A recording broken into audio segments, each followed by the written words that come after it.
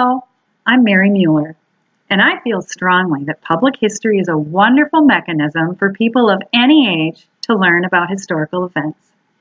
Whether traveling in Europe and exploring castles, stately homes, and ancient ruins, or in America exploring battlefields and presidential homes, people can find history memorable and accessible when having a hands-on experience with the past. In particular, public history is an exceptional tool for teachers and for parents. While raising our own children, my husband and I were dedicated to exploring history with them by traveling to as many places as we could afford to take them. Now that they are grown, we still take whoever is available with us. 2 weeks ago, for example, we visited Ronald Reagan's Presidential Library and Richard Nixon's birthplace and library in California. Wonderful public history sites. This past spring, we were on a missions trip in England where we visited some other fascinating public history sites. John Wesley's New Room Chapel in Bristol, along with Gwenup Pit, an open-air preaching amphitheater where both Wesley and George Whitefield frequently preached in Cornwall. Amazing. These are just recent examples of some of my own experiences with public history just in the past few months. The world is full of amazing public history sites. Public history makes a practical impact on a person's life. According to Michael Kamen in his article, Public History and National Identity in the United States, public history sites do a terrific job updating their offerings to changing and expanding perspectives toward history and avoiding what Alfred Young calls the Disneyland approach to history. There are countless public history venues in the United States where we can explore all aspects of American history. The East Coast is full of sites related to the American Revolution. Some of these include Minuteman National Historic Park in Lexington and Concord, Massachusetts, Boston National Historic Park, of course in Boston, featuring a wide variety of sites along the Freedom Trail, Adams National Historic Site in Quincy, Massachusetts, Colonial National Historic Park in Virginia, featuring the site of the Battle of Yorktown and the surrender of Cornwallis to George Washington.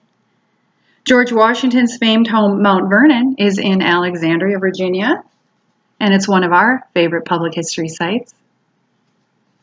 Another one of our favorites is historic Christ Church in Alexandria, featuring the pew of the Washington family. And of course, there's Colonial Williamsburg and Valley Forge, and the one that I would like to focus on today, Independence National Historic Park in Philadelphia. As the place where the Declaration of Independence and the Constitution were birthed, this is a significant site for people of all ages. You can learn about this amazing place and plan your trip by doing some investigation on their website. Whether you're a family or a teacher planning a field trip, the website is full of information and resources. For easy access to the information, we can even download a mobile app to our phones. Right here, where the information is well organized and perfect for use during our visit. Independence Hall Visitor Center is a great place to start to get our bearings. Of course, the centerpiece of the park is Independence Hall. The Second Continental Congress signed the Declaration of Independence here in 1776. Right in this room. And 11 years later, the Constitutional Convention created the U.S. Constitution. Even though a tour is free to visitors, you do need timed entry tickets to enter Independence Hall from March through December. The tour lasts 30 to 45 minutes and is led by a well-informed park ranger. In the Great Essentials exhibit in the West Wing of Independence Hall, we can find original printed copies of the Declaration of Independence, the Articles of Confederation, and the United States Constitution. We can also see the Sing inkstand thought to have been used in signing the Declaration.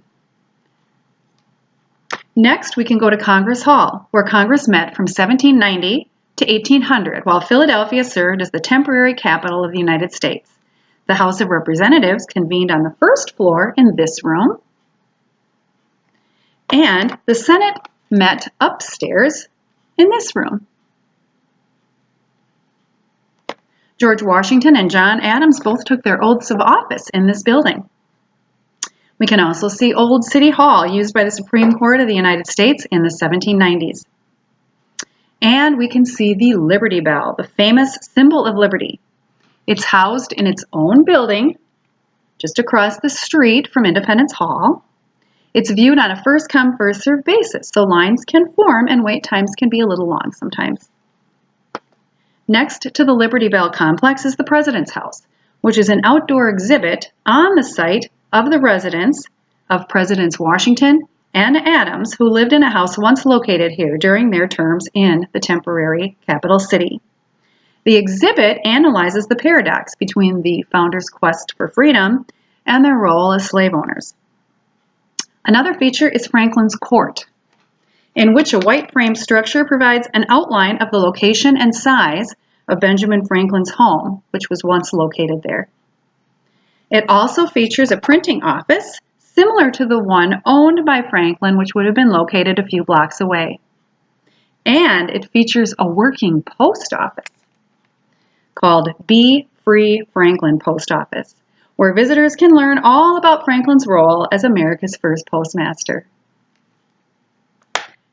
The Benjamin Franklin Museum is adjacent to Franklin Court and provides a detailed overview of Franklin's life by analyzing him through a series of exhibits focusing on his character traits. The museum includes artifacts and inventions with excerpts from his autobiography. Declaration House is a few blocks over. It was reconstructed by the National Park Service in 1975 and is a reproduction of a house rented by Thomas Jefferson during the Second Continental Congress. It was in this home that he drafted the Declaration of Independence. These are the primary historical highlights of Independence National Historic Park. But for visitors who have more time to explore, many more sites are featured on the website and on the app. I cannot stress enough how helpful this mobile app is for the curious traveler. You can quickly tap the Sites button to learn more about points of interest. Concise descriptions explain the significance of each of the sites. You can click on the Map button and get a view of the area and help you find the sites. You can even tap the Locate Me icon and you will always know where you are. The Tour app provides a variety of walking tours to help you make the most of your visit. You can also get up-to-date information from the National Park Service on this app about what's happening at the park each day.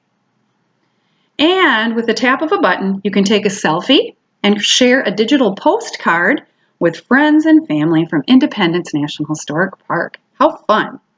There is also an interactive area for kids where kids can work toward earning a Junior Ranger certificate and badge. It's handy to know that mobile apps are available for many national park sites. It's also important to note that all National Park Service websites and many other public history sites have extensive resources for teachers. From simple flyers with lesson plans to free video lectures or even documentaries online, the offerings can vary widely. Astute teachers may find these resources very beneficial. According to Henry Brooke Adams, a teacher affects eternity. He can never tell where his influence stops. And for those of us who are teachers, we want to be sure that our influence is positive and that our students get the very best.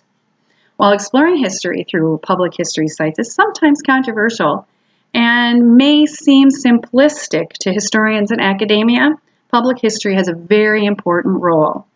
It is an enjoyable way of bringing history out of the university and into the hearts and minds of the people.